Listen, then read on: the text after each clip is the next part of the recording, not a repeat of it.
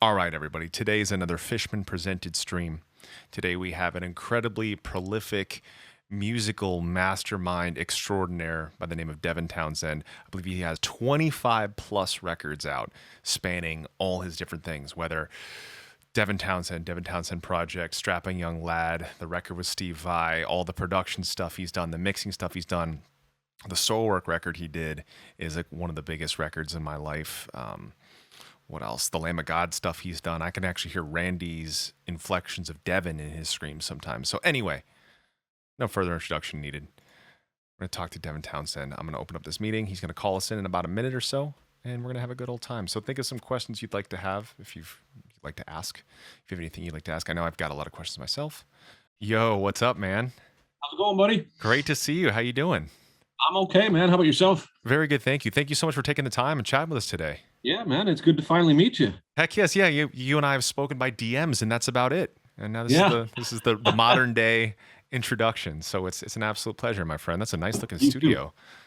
It's not done yet. In the midst of all that life is, I'm trying to learn how to install tongue and groove pine. Yeah. And to get it level, it has been an interesting ordeal. So I got that side done.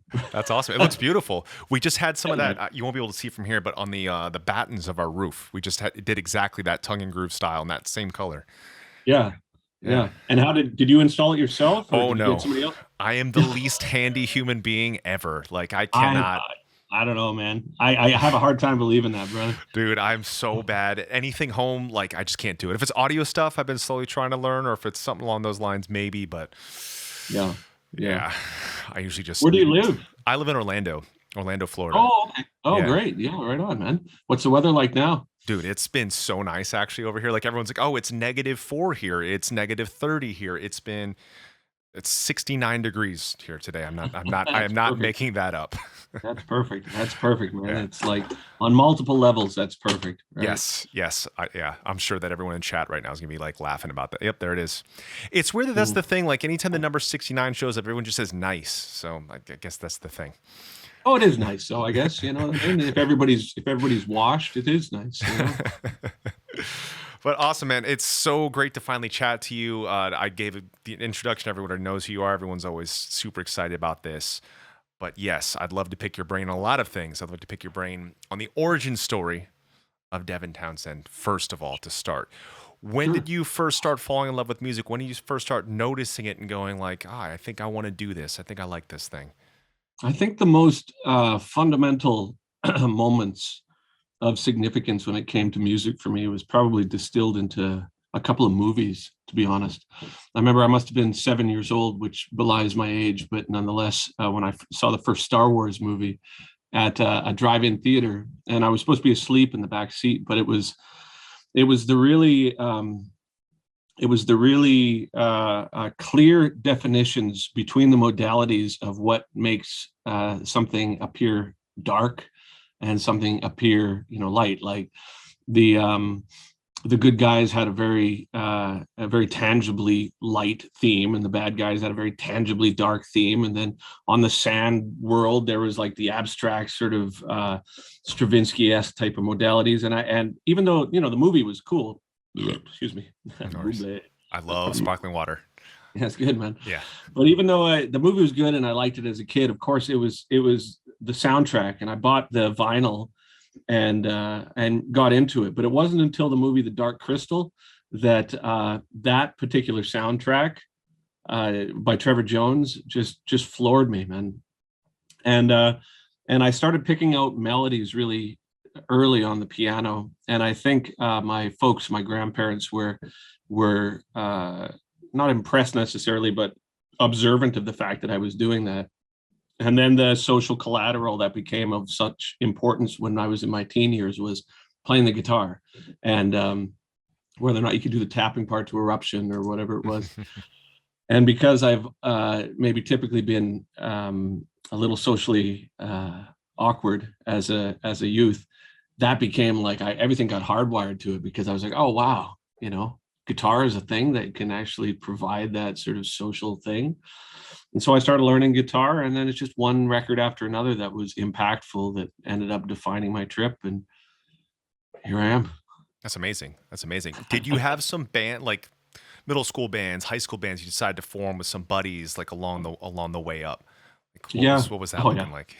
Well, um, I had a bunch of bands, but a lot of it started as jam bands, right? And it wasn't until myself, a bass player, and a drummer, we would play the talent show, and we would do air band competitions and things. But it wasn't until I had a buddy play keyboards with me that I started to get the impression that you could take a rock format and then orchestrate it to some degree. And I think that really got galvanized when I fell in love with the Enya record Watermark when I was probably about 15. So it was Ride the Lightning and Watermark, right? Like, and it was like maybe some Def Leppard in there and King's X or whatever, but it was like I love that sort of super ethereal melancholy beauty with a lot of reverb on it. And I love the brutality of like the early Metallica stuff. And so we started trying to put together bands, and exactly what a band in high school is like. Our band teacher let us rehearse after school hours and keep our those horrible shitty Yamaha bass amps that were like a fridge that sounded terrible. Like we'd keep that back there, and my crate amp and all this shit, and we would just suck 3 nights a week. That's so crazy about the Enya record, because I Um, wouldn't have guessed that, but like looking at your catalog, there is always that theme of the spatial, futuristic, ethereal kind of like set. Like this is not the correct definition. This is what I hear and the way I describe it. Like a sound bath is what it feels like in such a good way. So that makes sense that it stems all the way back from there, which is so Oh cool. yeah. Well, and then also the from Enya, because when I got into it, I was trying to figure out what genre it was. And to be perfectly frank, the later Enya stuff became really saccharine. Like it was really, there was not that darkness that the first couple of records that she had had part of its genetic makeup. So when I started looking into other things that were like it, I guess I found out it was like, oh, it's new age is the genre. And then of course, when I'm searching without internet, everything as a teen for new age music, you end up on like Kenny G and all this shit. And Yeah. I'm like, wow, I don't vibe with this.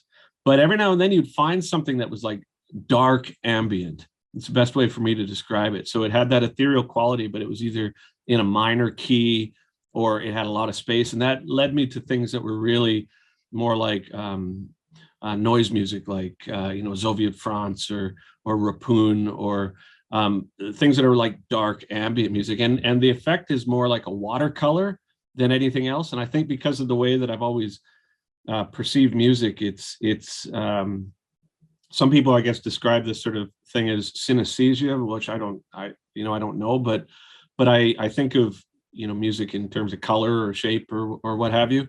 And so if you have an aesthetic that you can apply to your work that is like a watercolor, you can say, okay, well, now it needs to be a little more auburn there. So let's take a bunch of reverb and drive a bunch of shit through it, and that'll kind of achieve that effect. And that became a huge part of my teen years, right? So The cool. whole 'Cause ambient. that's such a way I describe music as well. I always talk about colors. I always talk about world. I always talk about how important album art is, and that's what drew me at first to Ocean Machine. So I saw the cover. I was like, I want to be in this world. I want to be there. And then it Yeah, sounds like that world, and it looks like that world. thank you. Yeah, that's why I was so excited to chat to you, because like I've been a fan of all your work for a long time, but I started digging in further and realizing like you do like a little bit of everything, and I feel like I do a little bit of everything, and a lot of people are always like, Matt, you do so many things, and I'm like, yeah, but it's just what I know and it's what feels right. And it's nice to speak to someone who I believe you've probably live by that same concept. You do a lot of things, but it just feels right, and it feels right to mix these things like Metallica and Enya. Same way, like I'll talk about like one day I'll be doing, I love that a mutual friend of ours, Ishan, he said to me, he's like, Matt, what's interesting is that you could do Trivium, it's serious. You could do your black metal record, it's incredibly serious. But then you could be making fun of yourself, doing these weird memes on Instagram, but it still authentically feels like you. And I've always loved that you've also had the same sense of humor in certain things, but then you can also like it. I love that extreme shift of juxtaposition. So not really a question, just nice to speak to someone that I probably learned it from you, like, honestly, like Oh, being able to have that, like, let everything be an influence.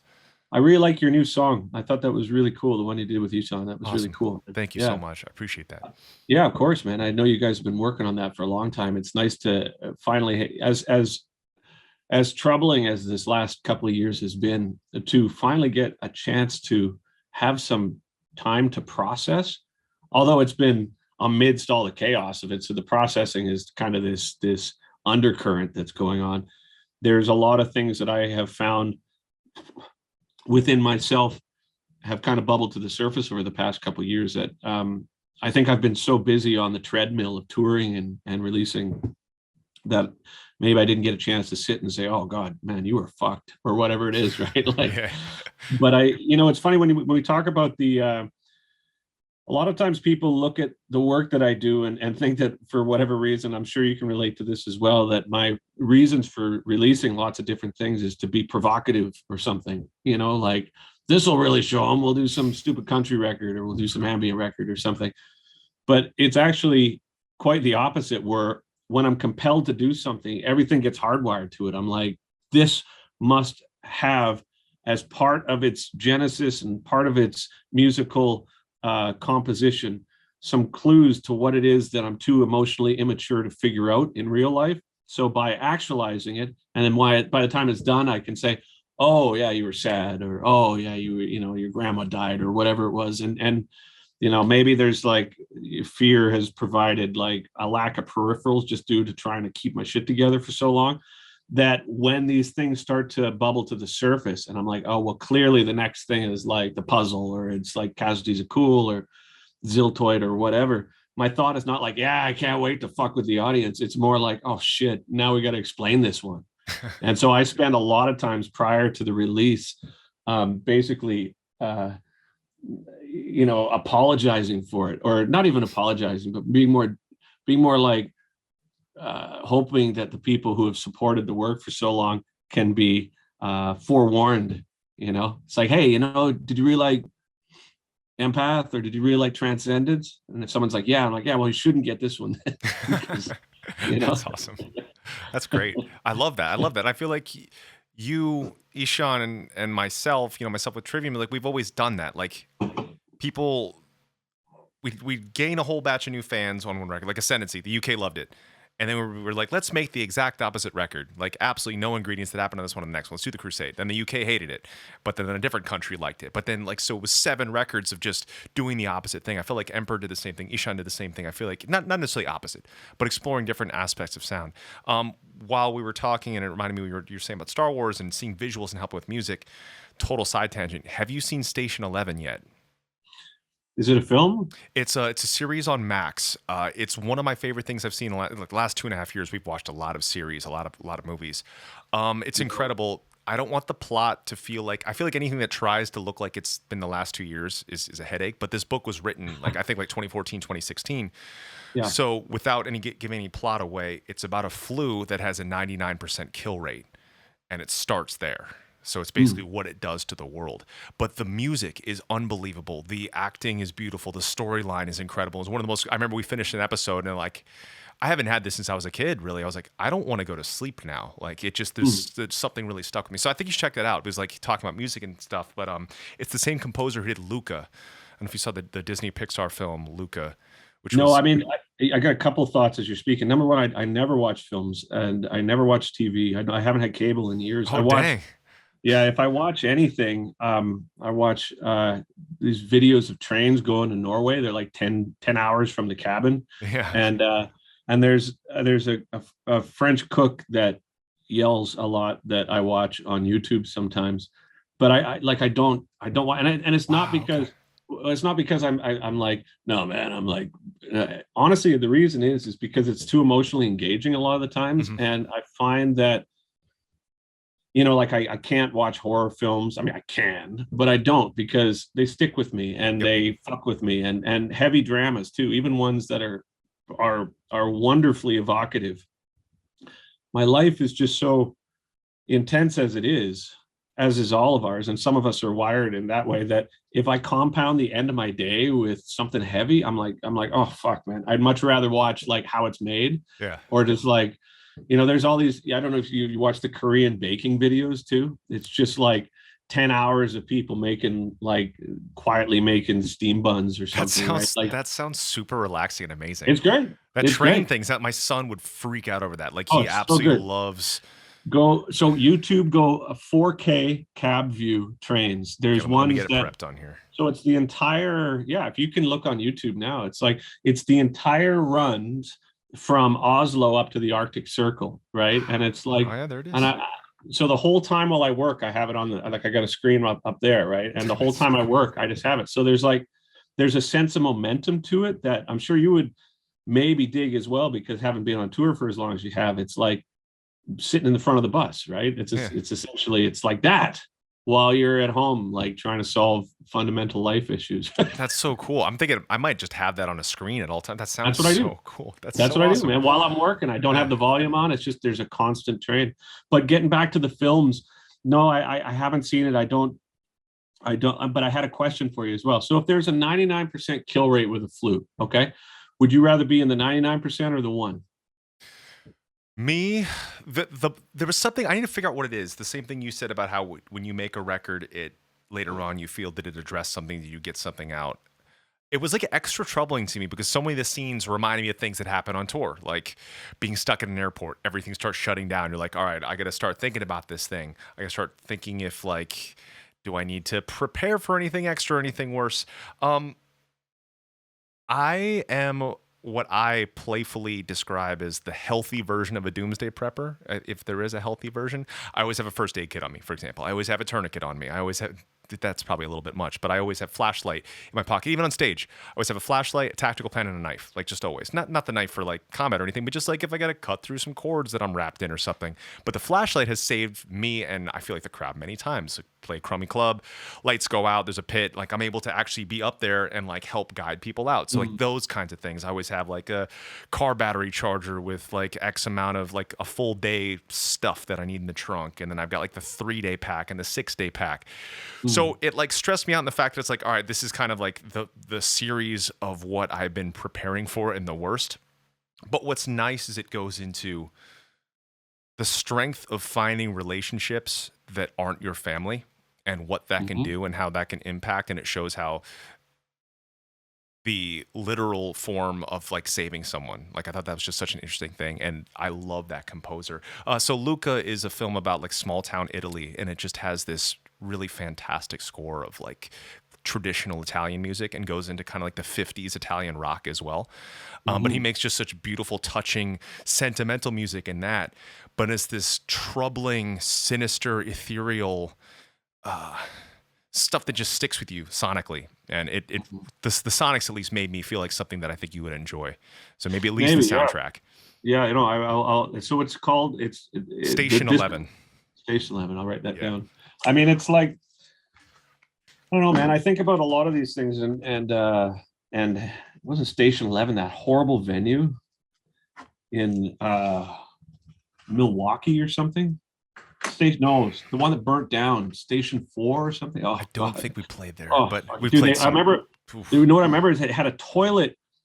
So the backstage toilet that the band had was the same as the one that the public used, which is fine. But there's no wall on the shitter, so it's just a bowl right in the middle of the CBGBs. Was it the same? Yes, yeah, they had the exact same thing. It's just the bottom. It's like a basement, and it's everyone's. It's like covered in stickers and waste. Dude, I couldn't like if someone said I will give you $1 million to piss in front of me and these 5 people, I would not be able to make $1 million. Like I mean, if I could have my back to them, sure, but if they're like able to like watch me, that's too much. That's too much. Well, I used to dedicate a song on my headphones when we toured to like my Pavlovian piss response, because it's like if I was in the bus and I heard people talking, I couldn't piss. Really? If I was like in the venue and there's somebody in the stall beside me, I couldn't piss. So I would so I choose Rain and Blood, or Angel of Death. So when he does the scream, then I'd be like, oh, okay, now I can pee, right? Like, man, you mentioning toilets made me like the one.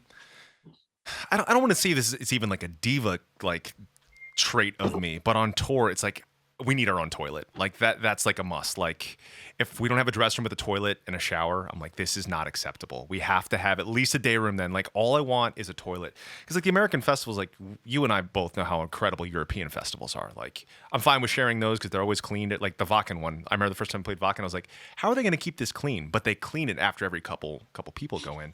But then American festivals, like we'll be like, oh, finally we've got a backstage bathroom, but because it looks like a trailer, but it's actually a trailer of porta potties inside, and there's dirt in the bottom of it. It's like that drives me crazy. It's like, just give me a good toilet. So yeah, I pictured the Harpo's toilet when you said that. Yeah, oh, dude, I hate that place too.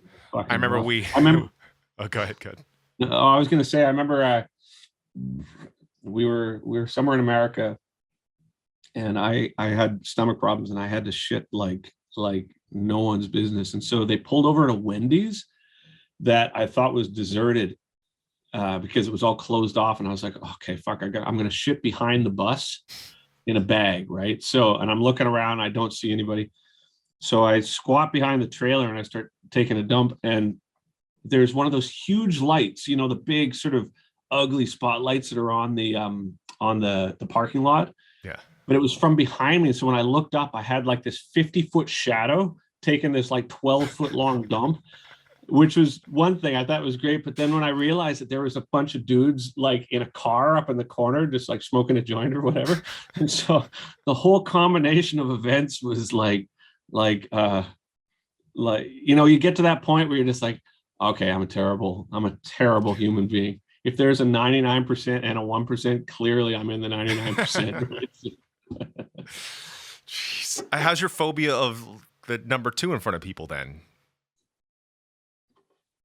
In comparison to peeing in front of people. It's not as bad. Yeah, that's interesting. I think it'd be flipped. I think it'd be flipped for me. But yeah, really?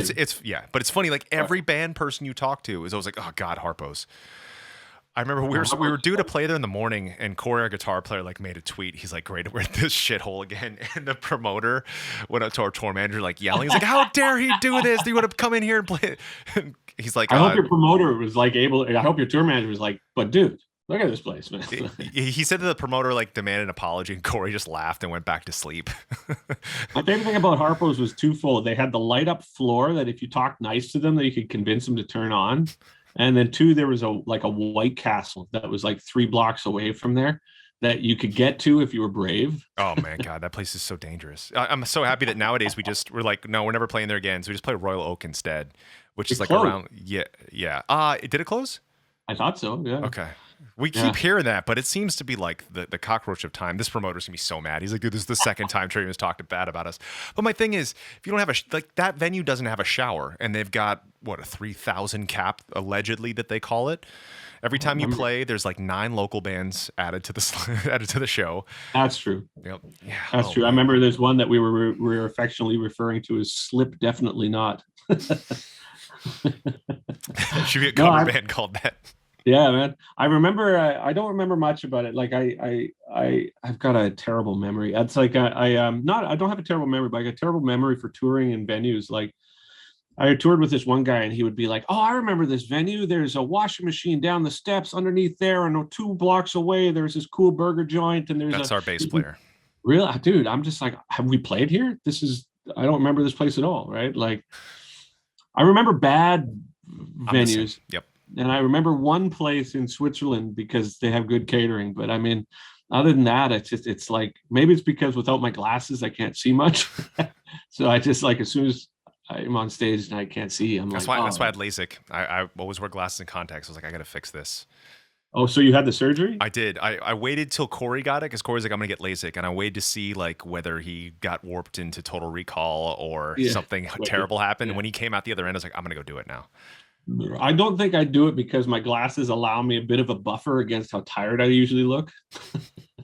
You know what I mean? You deserve to look tired because you do a lot of things. I feel like I always do as well. But I actually banned the word tired. I banned the word tired in my chat, so no one can ever say it. Because people would let me know when our kids were newborns. Like, dude, I have twin newborns. Like, you are not. You are not allowed to tell me I look tired. Oh, dude, I had a buddy too. He was like, good friend of mine, but single dude. Not in a relationship, doesn't have kids, doesn't work, came and stayed with me. And we just had kids, and it's like 6 months old and you're fucked, right? And he's just like, dude, you're tired. What you need to do is you need to go on and Oh jump out a God. plane or something. And I'm just like, no, man, I just need 4 hours straight uninterrupted sleep, man. I don't need to jump out a plane. You know what I Oh, mean? dude, yeah. I saw a really funny meme. It was like I think it was Thor like doing like a funny face, or the actor that plays Thor. And Yeah. it's like that feeling when someone who doesn't have kids tells you how tired they are from having 7 hours of sleep. Oh God. Well, I Yeah. did. I don't remember the last time I had 7 hours of sleep. Man, well, our son, he didn't start sleeping through the night till 13 and a quarter months. Our daughter was by 3 months sleeping through the night, but our son, not till 13 and a quarter. We hired a sleep trainer who'd been sleep training babies for 30 years, showed up with these photo albums of all our success stories. By the end of her course, she gave us 50% of the money back in cash. She's like, I can't figure your son out. And that was it. Just she's got like a bottle of hooch and she's just like dipping the pacifier into it. Something. I'm not sure what it was. It did not work for him. So then we had to do like a nice like 6 week training thing with him. It's like he cries, go in and rub his back, 15 minutes, then 10, and then 5. And you just keep doing the 5 minute thing till he chills. So we did that for like Sounds 6 weeks. Yeah. And then finally he got it. And now he's sleeping. But it reminds me, I remember being a kid in elementary school and asking my friends, like, how do you go to sleep? And they're like, what do you mean? I was like, I don't understand how to sleep. I didn't. And I'm like, I guess I'm like a gerbil. Like I have to do all the stuff. I have to go do jujitsu and like do all the things. Then I'm tired enough to sleep. And I can't look at my phone within 60 minutes of closing my eyes or 60 minutes of opening my eyes. I can't. Like it sets my brain wrong. Yeah, no, I can see that. Well, question for you. So what is your day like? Because I know that you've got, so Twitch is your main platform, is it not? Yes, that is the And main so one. you do it every day or? I do Monday through Friday, 2 times a day. That's 8:30 a.m. and 3 p.m. And Okay. then on tour Question. 7 days a week. Question. Yep. What do you do to fill that time? Like I like, because I think to myself, like, you know, you've got a limited repertoire of your own music, right? Of course, because after you've been doing this for years, I would say after 6 months, you'd be like, well, I've played everything. So there's that. So what do you do? Do you just talk to people all day? No, Is that... I just keep running the set. So we get up, like I don't know if you want the whole schedule, but I'll run through the whole schedule. We get up at 7 on a very good day, like when our son's finally sleeping again. We get up at 7, get them breakfast, get ourselves breakfast. They're kind of ready to go. By 8 a.m., I start doing my vocal warm-ups, like the scales and stuff that my teacher gives me, all like head voice, opera stuff. Do this for 30 minutes as I'm preparing stuff, helping prep their stuff, clean up breakfast, all that stuff, get dressed, start prepping my social posts. So I'll like pick the funny picture of the day or the question of the day and post it across all my socials, just advertising the stream. Even though everyone knows it's 8:30 anyway, I'll just still do it anyway. 8:30, hopefully I show up. It's usually around 8:40. Show up. I do the rest of my warm-up. So the first 30 minutes is my scales. The next 20 minutes is Trivium songs in head voice, all singing it like I'm in the Bee Gees. And then the last is 10 minutes of me doing full voice. And then I'm ready to start singing. Then I'll do 30 to 90 minutes of Trivium requests for the people that are there. So it's, for me, it's like an obsessive practice regimen. It's like the same routine. I've been doing Brazilian Jiu-Jitsu for almost 9 years now. And when I blew my voice out in 2014, found out I've been singing and screaming incorrectly from 1999. So basically 15 years I was singing and screaming wrong. Had to unlearn everything, relearn everything. And I know, because I'm a slower learner and I have a harder time retaining things that I've learned, whether for muscle memory or just memorizing in general, that I need that extra time, that I need to practice at least 2 to 4 hours a day, 5 days a week to keep myself in shape, because I'm so neurotic that, hey, is the voice going to work when I go on tour? So I keep doing this. So it's basically just like, it's me training. Like I imagine like an athlete's training. So it's just nonstop Trivium requests, or now I can add in Ibaraki requests. I used to do other covers and stuff or do requests by that, but now it's that stuff, and then music stuff, like writing music, or it's been a childhood goal of mine to score a video game. So I just got signed on for that. And they said, yes, you can score and you can write on stream. So do other requests, get my mandated training done, and then I'll start having fun, either writing music or playing video games. So that morning stream is 8:30 till 11. And then the afternoon one's 3 to 4. So that one's 30 minutes of request. The other one's like maybe 90 minutes of request. So it's just practice every Friday. Yeah. Wow. So were you ever involved with the military or anything? My dad is a Marine. Oh, okay. So that's where it all comes from. My dad's a Marine. My mom's Japanese. So that's two obsessively regimented cultures. And my dad was, I remember I was in OJT on the job training in junior year. My dad was like, I will sign off as your boss if you come home during this class time and you practice guitar this whole time. But he's like, I'm not going to make it up. You're going to practice guitar. And if you do that, I'll sign off as your boss and you get an A. I was like, yes, I'll do that. So he was super encouraging, but also instilled that discipline. So it was a lot of the two of them having the discipline, regimented cultures, losing my voice, which was so good for me. It was terrible, but it was good that I had to relearn it. It was through Ron Anderson. He trained Chris Cornell. He trained The Weeknd, Matt from Avenged, guys like that. He's trained a lot of people. He just passed, unfortunately. But he was the one that showed me all this stuff. And when he first gave me the first lesson ever, I was like, this doesn't make any sense. I was like, I have no idea what he's talking about. I sound nothing like myself. I was like, I'm singing like I'm Adam from Maroon 5. Like, what is this? So what are some of the ways that he teach? Because I never learned how to do it properly either. Dude, Like I was going to pick your brain about your voice, because your voice is insane. Oh, dude, but I just scream until I taste blood and then hope that it works. That's it. And I never sing. I never fucking sing. I've got a stream coming up in a week for the Infinity record, and I only started singing today. I haven't sang in maybe 6 months, but it's not, but my reasons for that are a lot of why my creative process functions in the way that it does, because I think ultimately my work is a vehicle for me to find some degree of self-acceptance and to be able to make peace with myself and my past. And I think that to a large degree, it's been very successful for me. But a lot of that comes from the fact that I never wanted to be a singer.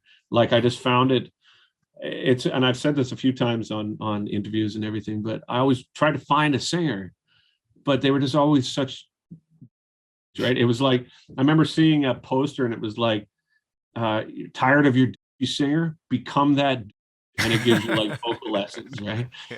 But I dread going out on tour, because my practice regimen is, on tour it's like, an hour a day, and I've got my scales, my arpeggios, and then the head voice, and then the full voice, and I'd be I'd be interested in picking your brain about what your teacher had taught, because I could no doubt help me. But no, for me, man, singing was just like, I worked at a ton of restaurants, and I had to sing, and I thought, okay, well, I'll sing until I find somebody else, right? But then when I was like 19, I started working with Steve and Vi, and he was like, "Oh, you're the singer now." And I was like, "Oh no, that's not what I wanted to do. Like, I wanted to play guitar or bass or something." So it's been a very reluctant profession for me on that front. That's amazing. That blows my mind, because I listen to your vocals. I'm like, how the hell is he hitting those notes and adding that kind of distortion naturally at the same time, or like the range of the cleans?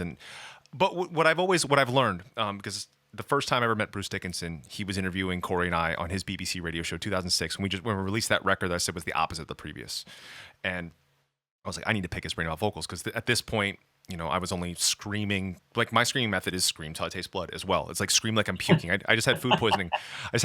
On Sunday, and that's what it feels like to do my Trivium record scream, like puking. Don't listen, kids. Don't listen. So that's what it feels like to do that. And same thing with the singing. It always hurt. And so the range kept dying and deteriorating. But I asked him, I was like, what do you do? What's your training method? How this? And he's like, he doesn't warm up. He never had a teacher. He just kind of did it. But what he told me, he's like, Matt, I believe when your voice is developed, you'll have a voice like Ronnie James Dio. And I was just like, it's like Bruce Dickinson just said this to me. And that blew my mind. 2 years later, we're in Japan, opening up for Heaven and Hell. And I go up to Ronnie James Dio. I'm like, hey, Bruce Dickinson said this funny thing. He said I would sound like you someday. He's like, ah, ha, ha. He finally admitted I'm one of his heroes. And I thought that was such a cool thing. But what I realized too from Dio, I asked him about his warm-up regimen. He doesn't warm up. Didn't really take lessons. Halford, same thing. Freddie Mercury did have a teacher. I always thought Howard Jones is like one of the greatest singers and screamers of modern music. I asked him, never took any lessons, doesn't really warm up. You just mentioned that thing. So I feel like that it really happens one of two ways. That either naturally they by accident do it correct, where it's sustainable and it works, or it's people like me and Miles Kennedy and Matt from Avenged, guys that if we don't do our very regimented full hour warm up, the 3 to 5 to 8 hours before the show, exactly as it's supposed to be done, our voice won't work at all. Well, I do that on tour as well. I do that on tour. Oh yeah, absolutely. Like, absolutely. It's my life on tour is taking care of my voice. Like, that's it, right? Like, and it's not something that I relish. I'm not like, oh, I love doing this. It's like, well, I'm a singer. And force of will has allowed me to do certain vocal performances that people expect on some level. So for me to not invest energy into trying to do that as accurately as I can on tour is disrespectful. But when I'm at home, like I just like watching train videos, right? Yeah. I think I never met Bruce Dickinson, but my one experience with him was at Foundations Forum in like maybe 1992. He had a meet and greet. Me and my buddies set off a bunch of fart bombs in the so I never met him, but it's like we did fart bomb his meet and greets. He would like that. Like he's such like a high energy, like trickster goofball. Yeah. It's pretty amazing. But so yeah, so the thing you said about, kind of dreading a little bit, all right, I got to do this way of my voice on tour. I started getting tired of that. And like while I was training with Ron, I started realizing it's like all I'm ever stressed out about on tour is my voice going to hold up for this whole thing? Like, oh crap, there's a 5 in a row. Can I do that? Can I hit this 90-minute set or this 2-hour set every single day? You don't feel that anymore? Well, what I said when I started training all the time, then I got into jiu-jitsu, and then jiu-jitsu showed me this regimentation. Like at first it was terrible, like 3 years just getting my butt kicked, not understanding it. Then it started clicking, and then my stamina for everything started getting better. Flexibility, strength, all this stuff, everything started getting better. I started realizing I'm not stressed out about it anymore. So what I recognized was, hey, if I take this ethos and apply it to where I am training, it's not 365 days a year, but essentially 5 days a week, no matter what, that 365 days a year, I am 100% tour ready and album ready, then when I go out on tour, I'm not stressed about it anymore. And so now when I go on tour, after do my warm up, I could talk like usual. Like Matt, I don't know if he still does the same thing or not, but when he would be done warming up, he would warm up 3 hours for the show. I do 5 hours roughly. That's where my voice is the cleanest. I actually took notes for a full year of this, where I would try variables of warm-up time, whether it's 0 to 2 hours of warm-up, having the time in between 0 to 8 to 10 hours between the singing, 5 to 3 hours of singing. And I tested all those variables, and I realized that 5 to 8 hours time between 1 hour warm up, 5 hours, and then however long the show is. My voice, I can hit super high notes. It's super clean, but there's zero rasp, and the screaming doesn't work at all. The closer the two together, if it's 30 minutes to 60 minutes in between from an hour, 30 to 60, then the singing, my screaming is fantastic. And then there's some cool rasp in the singing. But I do two vastly different techniques. I call it the Ibaraki technique and the Trivium technique. Trivium technique is like we talked about, puke. Whatever you can do, just full bore, it's the record, it's time to blow it out. Whatever sounds good, sounds good. The Ibaraki technique was discovered a bit by, it's Ron's technique that he taught me, but when it was time to make Ibaraki, Ishan said to me, Matt, you have a very distinct thing that you do for Trivium. He described the power of it as being very masculine. Sorry about the background. He described it as being very masculine, very forceful, he's like, this is very Trivium. This sounds like you. He's like, I challenge you, Matt, to do a style that you have never done before. He's like, I challenge you to find a new way to scream that you've never done before on a record, and a new way of singing that you've never done on a record either. I was like, Ishan, I can't do that, man. I've been doing the same thing my whole life. He's like, no, you'll find it. So then that's when Ron's lessons started really triggering in and started kicking in. The screaming that Ron does is all in the pharyngeal larynx. It's around the uvula. And what it does, instead of having the vocal cords flapping and banging here for the screaming that everyone does, it has it happen up here. So it's much more sustainable, although it's like vastly different tone. So it's like a safe, sustainable way of screaming that can go much higher. And the Trivium one's all here. So yeah, it's pretty nuts. I remember mentioning this to another singer, a modern metal singer, and he's like, "Well, isn't that super not punk rock?" And I was like, "I need you to think of it a different way. I never have to step up on stage and say, can I last this 60 minutes? Can I hit that high note? Am I going to be able to do this? I just know I can. So I could walk up. It's muscle memory at the point, just like the amount of jiu-jitsu training I do. I train that much, so I'm not thinking. When you're grappling in jiu-jitsu and you start thinking about what am I going to do, what's my opponent doing, you're done. You lose. So it's the matter of getting that muscle memory and that technique so much to the point that there's no more thinking. And that's the way I try to get my singing. So that's the long answer to, it is far more comfortable nowadays mentally to go on tour as a singer than it used to be. Because I'm like, I'm not going to worry about it. The only thing that still dies out on me, this day, and I'm still trying to figure out why, is the safe screaming. But what I think it is I'm talking to the crowd too loud. That's the one thing I don't train enough, the banter between songs. I think that's what's wearing down the screaming, because it's all meant to be hit very focused.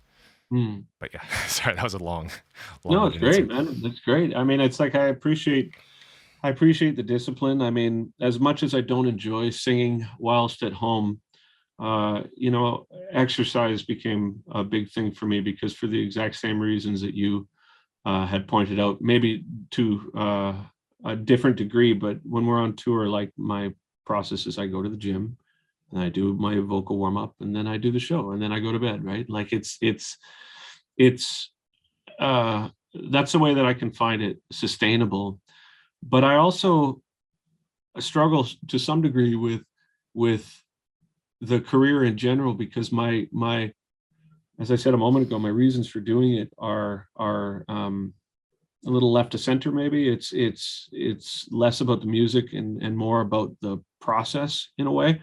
So much of the discipline that I've had to learn to be able to sustain what I do is not one of like I was going to say joy, but it still has joy in it. But I'm just kind of like, okay, so the job is the discipline, and then the show is you go out there and you try and connect with people on some emotional level. But frankly, it's been so long since I've been on tour, man, that I'm like we are supposed to go out again in April, and the contingency plans that are being put in place for the protocols with COVID, and in the event that people get sick, and who we're going to have as a backup. And then, because I'm the singer and it's my show, there basically I'm going to be touring in a hamster bubble, so it's like, and it's like I went and did a show in the UK a couple of months back, and the whole thing is like, you can't get sick, Dev. You can't, if you do this, then you're going to lose shitloads of money and all this stuff.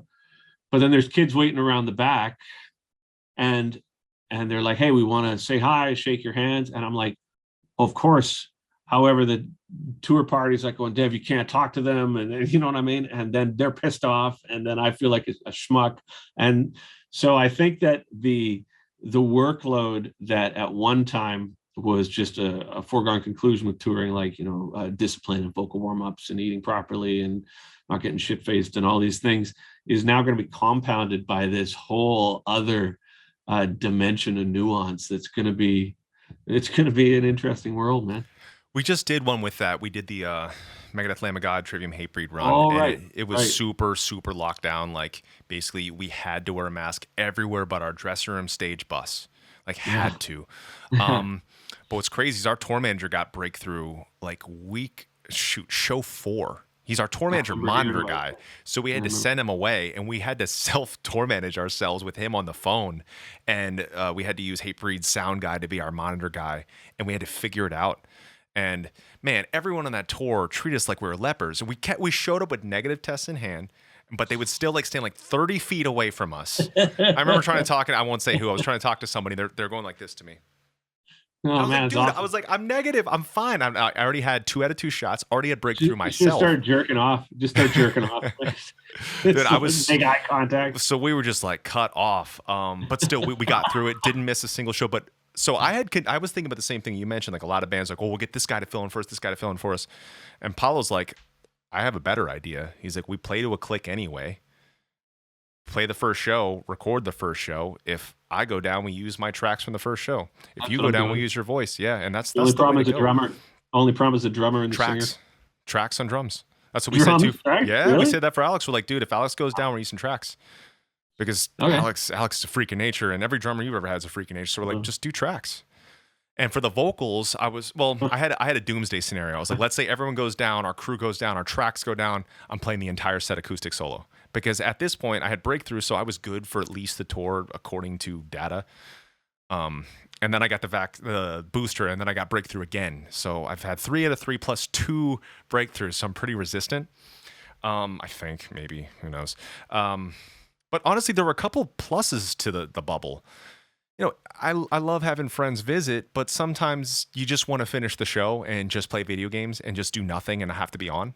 So not having guests even being allowed was kind of nice. No, I could see that. That was kind of nice. It's funny. It's like when I tour, I usually only have like a couple of people that I care to see, right? Like, and on that front, I mean, who knows, man? I mean, I feel that ultimately going out on tour for me is an essential part of the process, because the idea of hoping that the music that you write can connect with other human beings, and being able to be a part of that experience together is something that in a vacuum becomes weirder and weirder. And I think because typically I'm not like a social person, like I mean, I got some buddies and married and whatever, but it's like I don't like going to parties. I don't like going to shows. I don't I'm the like same. going out. I'm the I same. don't fucking, I hate it, right? Every time a buddy's band comes down, like, hey, we're playing. And I was like, cool, we should go for coffee in the afternoon. And then I'm going to I, fuck off, right? I'm always the afternoon guy too. Yeah.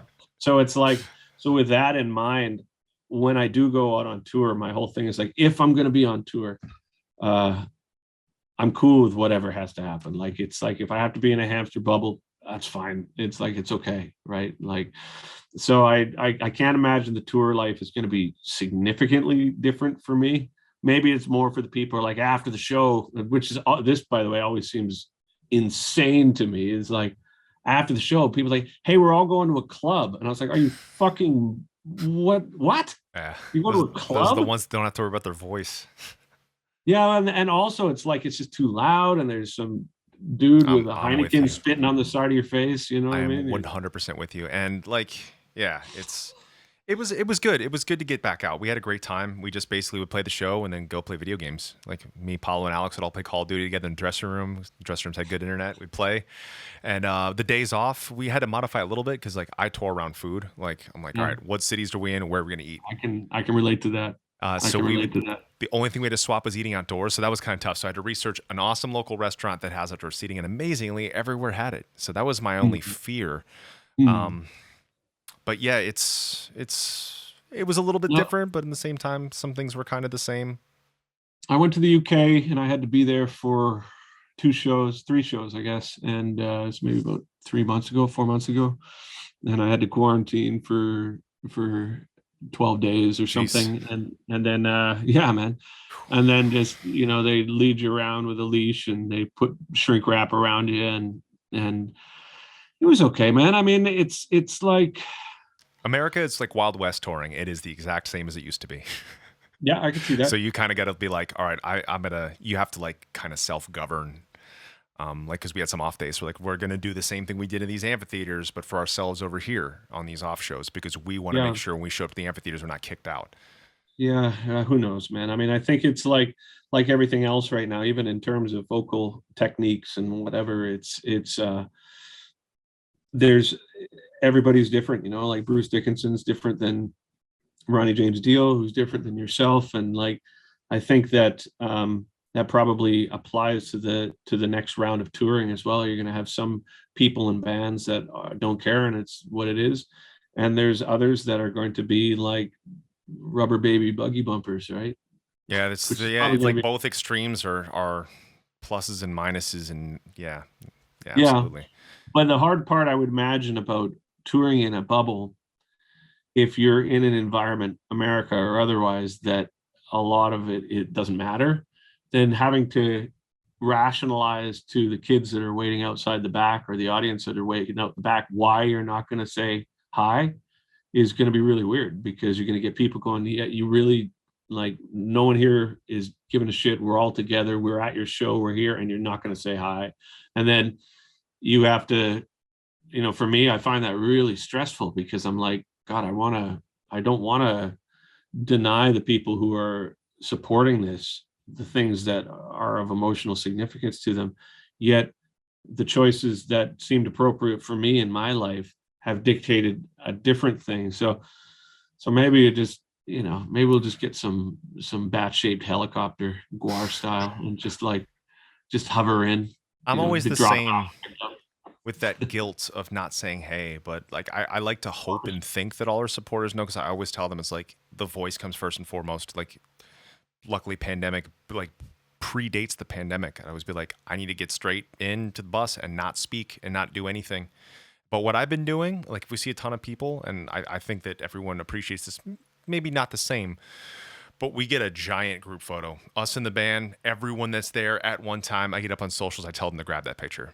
Like Hmm. that, those are two of the solutions that have always worked for me. And I think Yeah. the channel has solved a lot of those problems too. The channel, it's like you were talking about shows, the connectivity. I know it's not the same, but luckily I feel like it's been able to be there for them. Yeah. Um, and I feel like having that as well kind of eliminates the extra guilt of not doing the post show stuff. I remember our first UK tour ever. I had social anxiety disorder. Like it was undiagnosed, but I believe for most of my life, like I would freak out the concept of seeing like a friend at Blockbuster when I'm there with like my mom. Not because I was embarrassed or anything, but I just didn't want to see anybody. Or like the idea of meeting people that came to see us at the show freaked me out. So I was always very weird about it. And people kind of took it as, oh, this guy's a dick. But it was crippling to me to be around people. It gradually just went away, immersion therapy, because, you know, being thrown directly into the fire. But yeah, so that made me think about that. No, it's interesting. I mean, I think that maybe a lot of the progress that I've been able to make artistically has come from the fact that I have had to solve problems, right? Like, so you're talking about with your pen knife and your light and how it has put you in a position where you're in things that are maybe awkward, that because you have a certain degree of discipline and preparedness, you are able to navigate your way through. And I feel that for myself in different ways, but with a similar kind of ethos, like you had said, uh, that's where a lot of the growth has come, because left to my own devices, I wouldn't have chosen that. You know, I wouldn't have chosen to be a public person necessarily. I mean, maybe 18-year-old me who was desperate for attention would have, which that's what's sort of funny about like being 50 years old and then realizing that my life path was defined by a super insecure version of myself from like 30 years back, right? So now it's like, okay, well, yeah, how do I deal with people? How do I deal with touring? How do I deal with text messages in the middle of a diatribe about these things? Let me see who it is. Um, yeah, I don't know. Dads are always allowed to check. We're always allowed to check because you never know. Yeah, I hear that, man. I hear Yes. that.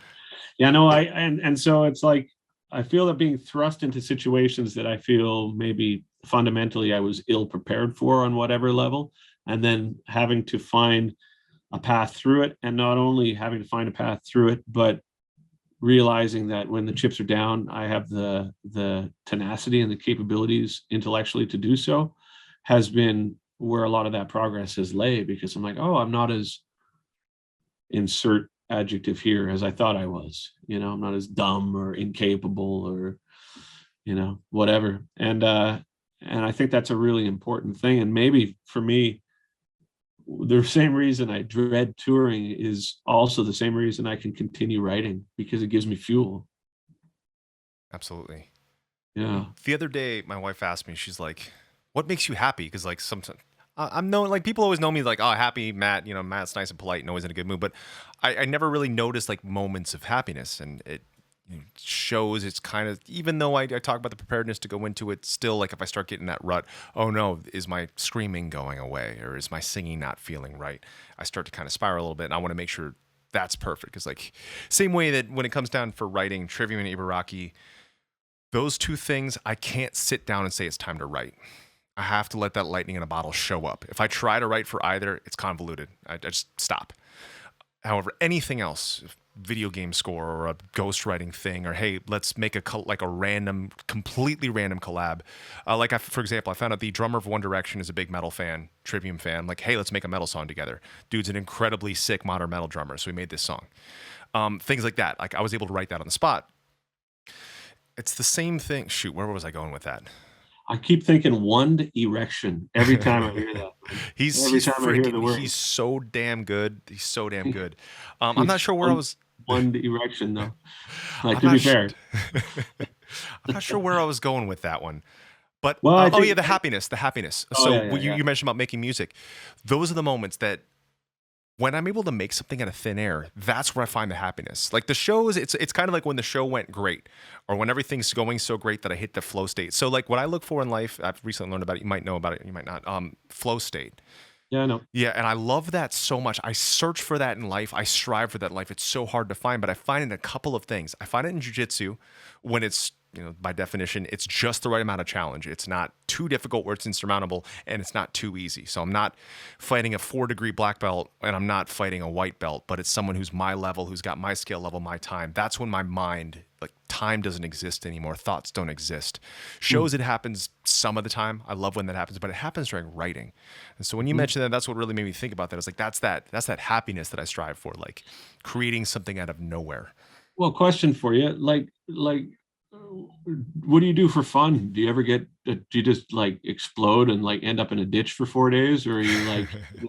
No, I never, because I consider myself an extremist of moderation. Like everything I get into, I take it to the extreme, but I find like the right regulated levels. My favorite thing, like after a work week, is after we run the kids around for a while, is like watching movies with them. Like that's like Okay. watching something Yeah. fun, watching something lighthearted, something easy, something that they like, that we like Encanto is another new awesome movie that Lin-Manuel, actually, this was a point I wanted to bring up to you. Yeah. So I love Lin-Manuel's music so much. And what's so funny to me is when I hear singers of the story of the movie, I can hear his personal vocal inflections delivered through them. That's something I noticed I started thinking about Jason Sukoff, the producer that did our Ascendancy record. I'd see people that he produced that started singing like Jason. I hear inflections of you in Randy's scream. I hear inflections of you sometimes in Bjorn from like the record you did. And I think that's so amazing that whether that happened or not by you showing an example of how to do something or performing something, I think that's so cool that you have that as well. Like you can find this stem of people that you've worked with where you feel your essence. Hmm. And the only other person I thought of was like Lin-Manuel and Jason. That's interesting. I mean, I think that the reason why I stopped producing was because almost for that reason, and some maybe, I mean, because that's clearly a compliment, but I found myself every record that I ended up doing, I was just making somebody else's record the way that I would make a record. And then by the end of it, I think a good producer is more the one that would be able to identify what it is about a band that makes them unique and try to bring that to the surface, because in my experience, a lot of bands don't have the wherewithal, maybe emotionally or for whatever reason, to sort of see what's going on with their unit. So, maybe there's been this undercurrent of hostility between the drummer and the bass player, or everybody's pissed off at the singer because he's making more money or whatever it is, right? Like, but it's such a ubiquitous part of their dynamic that it's almost like everybody's like unaware that when the reason the bass player's riff doesn't get accepted is because of that, not because it's a shitty riff. It's because this guy fucked his wife or something like this, right? And it's like, so I think a producer would be able to sort of objectively look at that and say, clearly there's a rift here. And so the concept of this particular portion of your creative life, if you are clearly trying to overcome the obstacles that have held you back in the past, are probably something to do with that relationship. So if we can address that relationship by allowing the bass player's riff to be a part of this, then lyrically the singer will probably write something over top of that riff that's going to have some sort of reference subconsciously to that relationship, and therefore there can be the album title, and that can be the album artwork and all this sort of shit. And then by the end of it, what comes out is a band's going, oh shit, we had no idea that this is what we needed to do, but now that we hear it, it's clear as day. And when I produced, I was just like, oh, everything should just have echo on it, just do the things I do, right? And it was like your production work on that Lamb record and that Solar record those were big records for me coming up. And oh, thanks, man. I think Those guys they're all good guys too. It's like, I remember Randy. I mean, I never got a chance to really finish the relationship with Randy because I was trying to work through his vocals this years ago, man. It doesn't even count anymore, but it was like we're all kids. And I came into that record and everybody's like, Randy's got such potential, but no one's really stoked with where he's at. And I was like, well, I need to figure him out, but at the same time, figuring people out for me, not in a subversive way, it requires like getting to know who they are as opposed to like the defensive things that happen when people don't want to be seen or whatever. So when Randy and I started getting to know each other, I was like, oh, I like this guy. He's like a sensitive dude and he's kind of a hippie, and it's like, it's cool, right? And so when I was working with in the beginning, he was opening up and he was allowing me to do a bunch of like crazy shit with him. And then before it was done, the band came in and heard what we were doing. They're like, "Oh, this sucks, no way!" Right? And so then he finished it on his own, right? But clearly, it did fine for them. And then Machine was their next one. And I think that if I had any influence with Randy, it was just more about listening to a producer, because by the time we finished Palaces, it was it just sounded like Burn the Priest, basically, right? Except for a couple of inflections. Oh man, that record's so good though. Well, I It think was there's fun, two. man. I Oh, think it wasn't fun. That was a fucking pain in the dick. I think there's two kinds of like the same thing you're saying, like how you said you felt like a producer should do this and maybe not that. I feel like there's kind of two main producer styles. You have the kind that needs to handhold, help a band discover, like you said, finding the roots of, hey, what's the trouble, what's the problem, like, and maybe there is a lot more of the influence of the producer. And then there's the kind that works with the established and kind of just adds themselves as not the captain of the ship, but more like along the crew. So it's like the captain style and the crew style. But I think that's always situational, depending. I'm in the middle of just finishing the first record I've ever done with a producer, with a buddy of mine. I've known him for years, Garth Richardson. So he was kind of like in the 90s. Yeah. So, but we've known each other for years, right? We've been friends. But I finally was like, man, I think it's important for me, for my process, to step out of my comfort zone and have somebody else involved. And it's like, it hasn't been easy for either of us, right?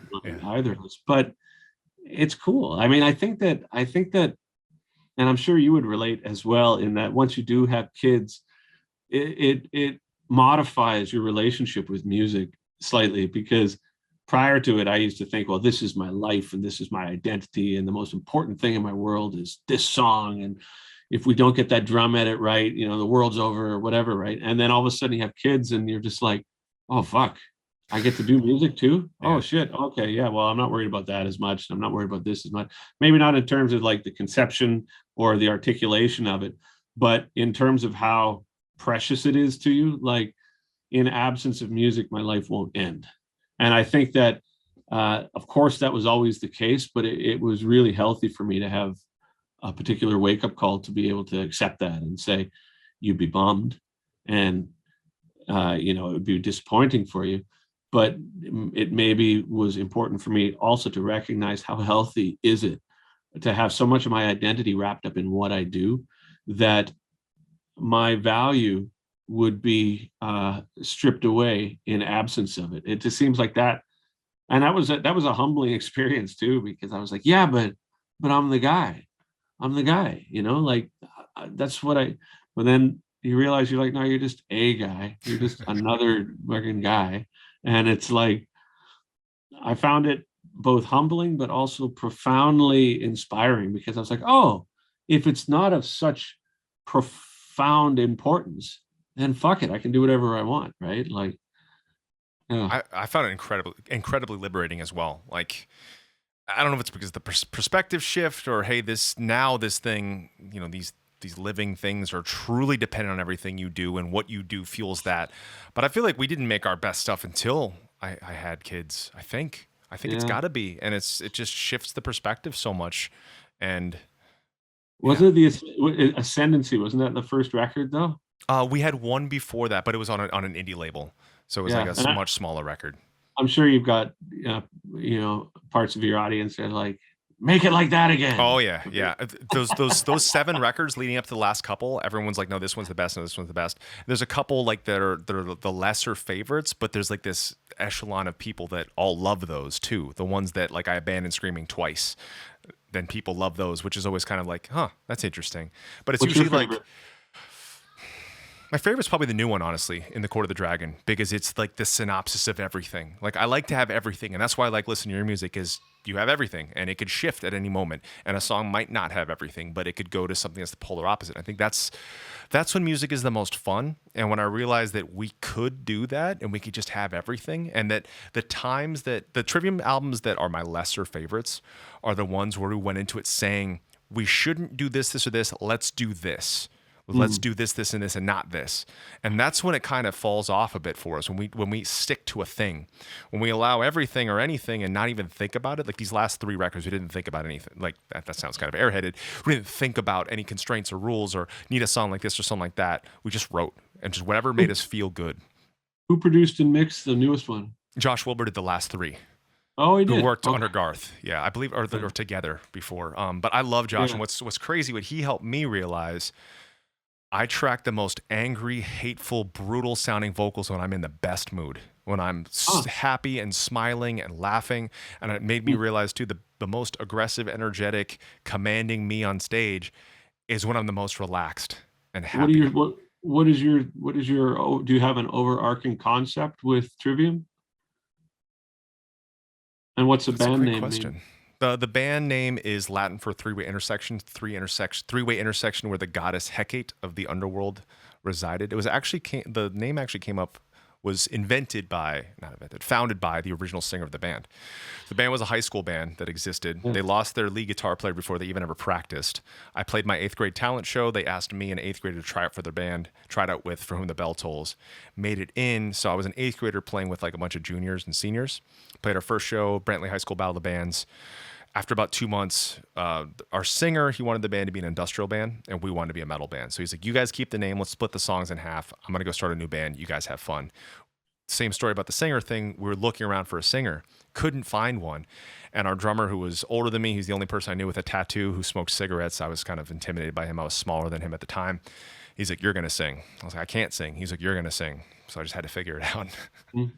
Well, it's like, because you said a minute ago, like hateful vocals. Like, is Trivium doesn't strike me as being a hateful band, though. No. Like, our big thing is like, we will tackle the very intense subject matter. And what I always tell people, even if a song goes very heavy, very dark, if it deals with something like, Gunshot to the Head Trepidation is about domestic violence. I had a couple close friends that had to deal with that. Or the song Departure is about thoughts of suicide. I always tell people that the song may not have a light at the end of the tunnel, specifically lyrically. However, the song itself is the light at the end of the tunnel. It was me getting those feelings completely out of me, therapeutically, putting it on paper. That's what I always explain to anybody, whoever's like, Matt, I'm in a bad place. What do I do? And I would say, all of us mammals, we need a physical outlet. That's not our job. That's not our hobby. Jiu-jitsu for me, steel mace for me, yoga for me. And we need a hobby that is not our job. Streaming, gaming, something that's not physical. I feel like we need those things, and we need to be able to talk out and get out that toxicity that's inside of us. So on our darkest songs that may be really intense, and I don't mean like hateful as far as the lyrics necessarily, but more like the are people gonna buy what I'm selling? My manager always says that. He's like, I'm buying what you're selling when you say this. When it doesn't feel thought, when it doesn't feel like the performance was carefully planned, because I'm very methodical with everything. He's like, it needs to sound like you just let go. It needs to sound very angry. Mm. But yeah, the band's overarching theme would be positivity, unity, bringing everyone together. That's a big thing we hit on Ascendancy that I feel like you don't see in metal a lot.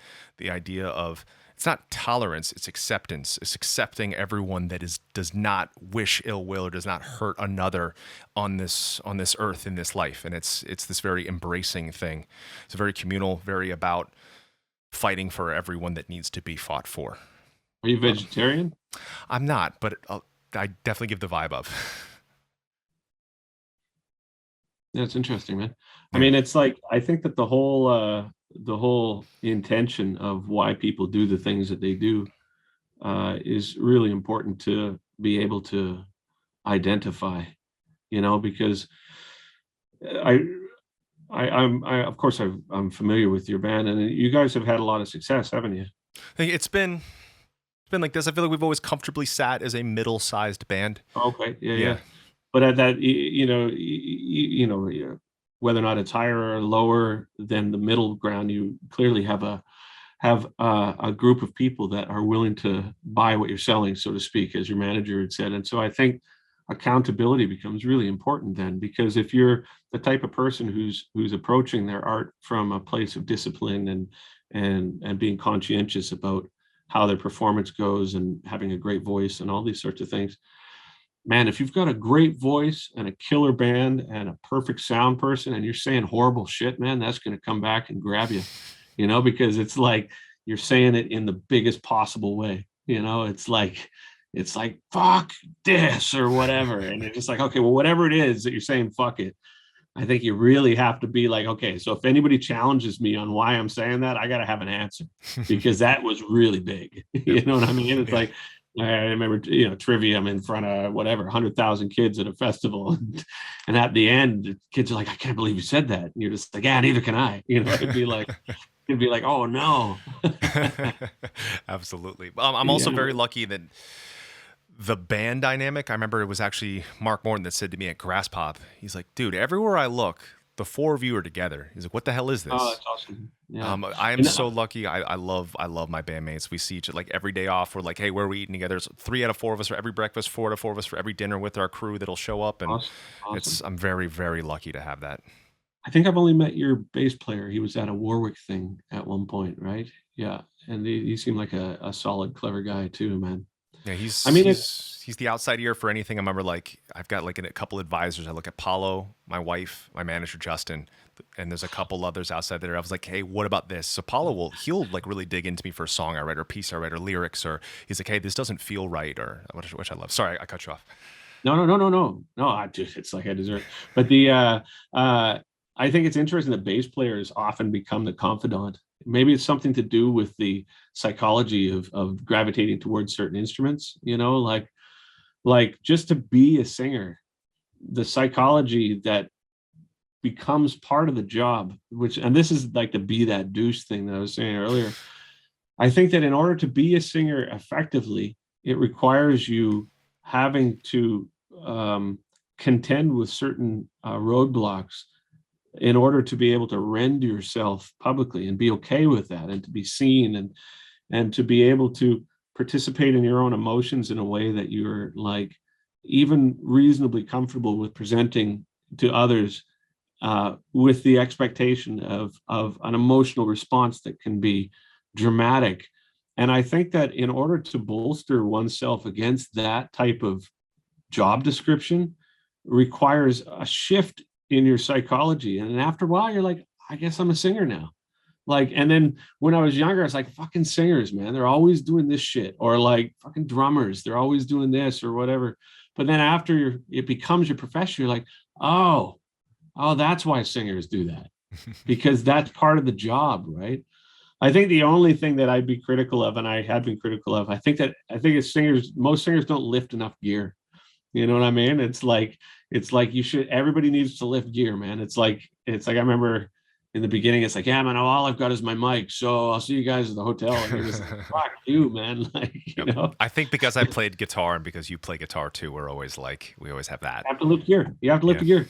That was the same thing to everybody that I was ever like hired in a band. I was like up till more recently where it becomes a liability for me to lift gear, because if I fuck up my hands, then the show has to end or whatever, right? So, but it took a long time, and the tour managers now, it's like, you can't do this anymore. You can't do this shit. But when we first started, anybody joined the band, it's like everybody lifts gear, everybody helps out. There's no hierarchy here. You know what I mean? It's like I am the same level as the merch guy and the fucking bus driver, and it's like on stage we'll play roles and we can rationalize that because it's like it's part of the presentation. But as human beings, man, it's like, man, it's like that's another part of like the singer psychology that is difficult too, because I found the more I got into it, the more you find that you get all insular with your thinking process and the intensity of talking to people who have read what your heart feels and all this. You're like, man, I don't want to be around people. And then you start shying away, and then you're asking for your own room, and then and it's like, and then before you know it, I'm like, oh, I'm that fucking guy now. you know I love that you said about the hierarchy thing. That's something I always tell everyone. Like, I'm always like, all of us in the band, we're all equal. All of us in the crew, you don't work for us, you work with us. I tell that to everyone at our management. If there's a new manager signed on, or at our label, someone brought on, I'm like, you don't work for us, we work together. We're all going for the same thing. No one on this earth is above anyone. Those are a couple of the big concepts that we've got in the, that I mentioned in Trivium that'll be poked in there. And those are things that we've never really been a press band, with the exception of the UK. Press doesn't really talk about us. We don't really get magazine things, don't really get played on the radio. Other bands don't really talk about us, but our fans are so dedicated and so devoted. It's just like your fans. It's like they're passionate. They support everything we do. So that's the big thing. It's that communal aspect. We are all here. We're all just, you and I were vessels in which people can celebrate something they enjoy together. Did it bum you out that like you didn't feel like as accepted as some of the peer group? It was tough. We were bullied by bands we toured when we first came up on Ascendancy. We'd go out with our favorite bands I had posters of, shirts of, and they treat us like garbage because Really? they would go Oh by man. quotes in press. They'd be like, "Oh, Yeah. here are these 18-year-olds that are saying they're gonna be the next Metallica," and I remember being bullied by our favorite bands, talked bad about by our favorite bands in Really? magazines. Yeah, like in Really? actual Oh, show dude. reviews. Yeah. Oh man. Just people being Fucking sucks. awful. Like bands Yeah. that like huge influences on me, just treated very badly. Like You it's a know. kind of bullying Oh that doesn't man. exist anymore. Well, it's oh that sucks, dude. Plus, it's like specifically when the song comes on, you're just like, yeah, this. Oh fuck, Yeah. right. Oh yeah. Yeah, fuck I've got yeah.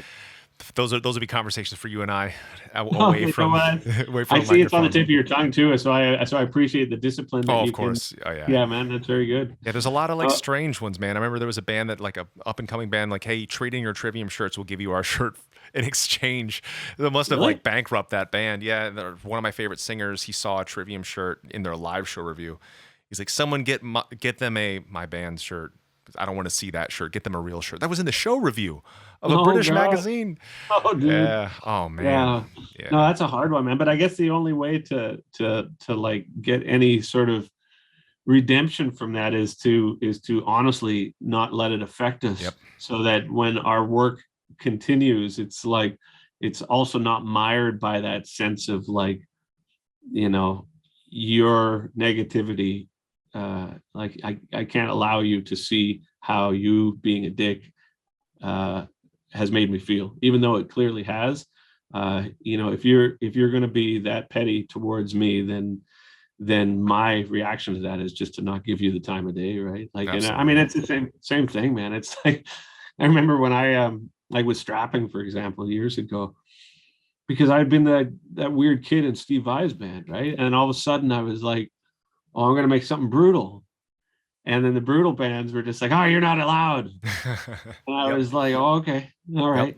But it was funny because there were some of the bands that were unexpected that accepted it because they saw it as legit, and they were often the bands that were actually legit. They weren't like like the kind of the popular ones, but they were like the kind of. So all of a sudden, these kind of seminal bands, I became buddies with them, and they were like, "Oh, I really like what you're doing," and I was like, "Oh, well, that's fucking cool. So fuck you guys." You know what Yeah. I mean? Because That's these guys awesome. think it's I better. think that happened with us too. Like the bands that were kind of the ones that were out and around, and kind of the modern ones that were like, if these guys aren't real, they're not a real metal band, they're not into real things. But then we had like, I remember I first met Nergal from Behemoth in 2006 in Sounds of the Underground. He was so cool to me. He's like, man, I really like what you're doing. I like that you guys are. That's when the Crusade came out. He's like that you're singing on this stuff. And he was super embracing, and then so was Ishan. And it's just like, yeah, it's the guys that really know. They know where the roots come from. Yeah, But we see it even to this day. Like I'll see really cool new young bands come out, and I'll support them. And you see kind of like the kind of angrier in the middle of the road, like, these guys aren't real. But it's that bullying stuff. I think thankfully it's decaying. It's going away. Like the old school like touring attitude of being a bully. It's just unnecessary. But yeah, man. I remember it's like years ago touring with some bands. The lead singer or one of the guys in the band was like real rock star, right? And he would never come out of his bus and all this shit. But then after a while, all the bands that there's like four other bands on the thing, and his band was headlining. And after a while, everybody started hanging out, and then the whole irony of it was by the end, like his band was hanging out too, and so he was alone. He was like, and I remember seeing this documentary a few years back about 3D printing that I thought was really interesting because it was, just to summarize it in the best way that I can, it was about two competing companies that were like the one and two, number one, number two. And the one that ended up ultimately becoming the number one, the guy ended up sort of undermining a bunch of his employees and then taking all the profits for himself. And he was super hard nosed and fired everybody. And then he ended up number one. And then the number two company ended up sort of sharing their stocks with each other. And even though there was like a hierarchy in terms of, who performed what task, by the end of it, they were making a shitload of money. They weren't number one, but they all got together at Christmas time and they liked each other and yeah, whatever. And here's this dude that's like alone. with all And the I remember money, it just with bummed. all the Yeah, money. yeah, And he's looking around. It's just like I'm still that same fucking nerd that I was in high school that nobody wanted to hang out with yeah. because I am so concerned about power and prestige. And that's what happened on that tour. By the end of it, there's like barbecues and this dude's like hanging Just out. not. Yeah, Not he's like yeah. looking out his bus and everybody just hanging out there. And it's like, it's all high school still, man. It It's really all is. It really is. I love that perspective that you mentioned because, I get asked, people ask about like questions of success or like, is the goal still to be a stadium band and all this stuff? I think success has really been bastardized in America. I'm probably not in Canada. The idea of success in America is incredibly bastardized. You should have giant palatial homes with a bunch of cars and excesses of wealth, and you should do this, this, and this. I think success is being able to do what you love and not worrying about it. Can I pay rent? Can I buy this meal tonight? Can I go out to eat tonight? Like, I think that is success, to be able to just do what you love and not worry about it and feel comfortable in yourself. So yeah, I love that yeah. idea, that analogy of the biggest, number company 1 and 2 is like that guy had all the money, Totally. but no friends, nothing, No friends, no no joy. friends, no Yeah. joy. Right. Exactly. And I think it's like, but just to follow up on your statement there, it's the same in Canada. It's any Western country is the same shit. It's just Mm. everybody's fetishizes, fame and success. Less so now, thankfully. But I think it also comes down to, with that in mind, not shooting yourself in the foot for what would actually work for your process, right? Like for me, I work to get myself set up so I can be autonomous, and that requires certain degrees of things that that afford me the ability to just say no. Because I think that for many years I had to just be like, I have to do this. I have to do this to feed the family. I have to do this to feed the family. So either by pulling back or by doing, like, shifting the focus of your work or your touring schedule or what have you. For me, autonomy is the definition of success, I suppose, in that I don't have to do it. I don't have to do that. I don't have to do that. I don't have to sing on this dude's record. I don't have to sell shit, really. Like, I mean, even though I do sell things, it's like I sell things that I use and things, that are important to me. But that's what I'm working towards more than anything else. But I also believe that sense of autonomy comes from discipline, like you had mentioned as well. Like, exercise is super important to me, not to become ripped, but just because I'm 50 and I need my back to work, and I like being in a gym environment. I like focusing on, I don't do heavy weights or anything, but I like yoga. And actually, it was funny, so I put on playlists on Spotify while I'm working. And I think it was 2 days ago, I heard your version for the first time of Master Puppets. And I thought, that's really good. And because I didn't know who it was when it came on, I was like, wow, that's a really good version of this. Who is that? And it was you. So Thanks. congrats. Thank you. Yeah, we did that when we did Ascendancy. So right around like, the formative latter teen years, 18, was 19. It's really good. Was that Jason Sukoff? Yes, it was. Yep. Yeah, he mixed really well. Man, I yeah, always right around Ascendancy, his like that Bury Your Dead album he did was incredible. Our Yeah, record was great. The Sanctity record with Jared, who plays bass for Machine Head now, but Jared is one of the greatest voices in metal, and he Sanctity was did. so great. He also did Beneath the Massacre, and it sounded so good, man. I remember, because I think he had an SSL back then too, right? When he Like worked with his us, whole no, he had like a smaller, like kind of home Oh, he thing. did, eh? Yeah, Yeah. yeah, yeah. Yeah. Um, No, but it was a cool sounding thing, man. So Thank you. I so appreciate that. yeah, of Well, course, man. hopefully someday, like it's always been a dream to you and I do like a song or something. Hopefully, if there's ever something that fits you and I think we'd make something fun, even Yeah, just a man. tune. I'll play bass. Play anything, man. But yeah, it's absolute pleasure speaking to you. I'm so happy to You finally chat. too. This is one of my favorite Thank chats I've you. had in years, man. Like flow Thanks, state. man. Like I believe flow states can happen in conversation. Like I Mhm. just looked at the time, I was like, oh dang, and Yeah. there we go. It was like time What have I disappeared. got? I've got to go buy some green screen paint to make some ads, and then I've got to. We dug up a bunch of blackberry bushes that I have to go through and get rid of, which means I got to go rent a trailer, and then I've got to try and finish. Okay, here's my fucking problem for the night: is I've got a Motu MIDI Express 128, but I'm running Catalina, and the drivers don't Oh, yep. fucking work. So I can't get that happening. And it's like I tried to get a hold of Sweetwater today as well to see if I could get somebody to help tech that out, but Sucks. I'm not great at that stuff. Someone on my channel might have that solved. I remember I got the M1. I was so excited about it, and it's incompatible with anything. I run Totally. I run Logic and Rosetta, so you can run it like a system back. I don't know if that'll help. Well, I'm it's so not tech too. I've had to become more tech for sure, but it's like the language that I learned was Pro Tools. Even though I use Logic and Ableton, Pro Tools is my main DAW, and I've got this in order to redo the Infinity Stream because that record's from '96, and it was all ADAT and just steam powered bullshit, and so I lost all the tapes in a flood years ago. But I still have the keyboard that has the main pad sound on it, but I can't run MIDI in it. It won't recognize. So I have to have an interface, and the Uno MIDI Sport won't fucking work with Catalina.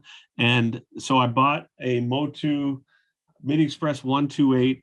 I got the drivers for it this morning. I finally found it, but it's still not recognized within Pro Tools. So if any of your audience knows how to fucking solve that, man, Someone might. please, Yeah, I got 3 hours before I have to do these oh stupid keyboards. jeez. Yeah, I'm so, like every day there's something like breaking or me not knowing something. Like actually, like I feel bad all these years to be doing records. I haven't been paying attention to mixing, and I feel like that's been such a waste of me not paying attention. But someone from my channel has been teaching me how to mix. I've never been able to mix things myself ever, but the last couple of things I've been releasing, I'm fully self-mixed thanks to this guy teaching me. Dude, autonomy, man. That's the thing. I love it. All right, brother. Well, My great. friend, Thank stay you in so much touch. for this. I certainly will, man. And thank you for helping me about a year back when I was trying to set up my my Twitch stream. So thank you for that. No worries, man. No worries, man. Take Awesome. it easy. Absolute pleasure. Thank you so audience. much, my friend.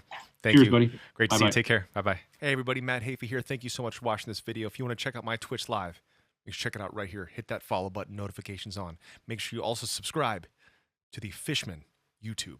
Subscribe now. I look forward to seeing you all next time. Thank you very much.